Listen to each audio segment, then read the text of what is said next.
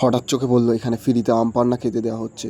এখান থেকে এক গ্লাস আম পান্না নিয়ে চলে গেলাম ওপরের দিকে দেখতে যে ওপরে কী উৎসব। ওপরে পৌঁছাতেই আমাকে ধরে ফেলা হলো, বলা হলো ফ্রিতে আম পান্না খেয়েছো, এবার এখানের প্লেটটা রেডি করে তারপরেই যাবে। আমি প্লেটটা রেডি করে বুঝতে পারলাম এখানে ছিল একটা স্বাদের অনুষ্ঠান। তার জন্য আমাকে বলা হলো যদি ফ্রিতে খেতে চাও তবে এখানে কিছু কাজ করে দিতে পারো, তবে ফ্রিতে খেতে পারবে। তার জন্য আমি প্রস্তুত হয়ে গেলাম, চলে এলাম স্টোরের দায়িত্বে। এখানে আসার পর এখানের বেশ কয়েকটা ছেলের সাথে বন্ধুত্বও হয়ে গেল।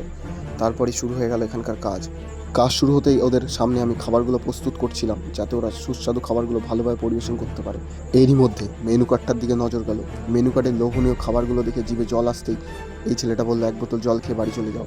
আমিও বললাম আমি যাচ্ছি না। পরিবেশনের মধ্যে বেশ বড় অভিযোগ এলো যে পাবদার সাইজগুলো এত বড় যে পাবদা খাওয়ালেই নাকি পেট ভরে যাচ্ছে, তাই অন্য কিছু কেউ খেতে পারছে না।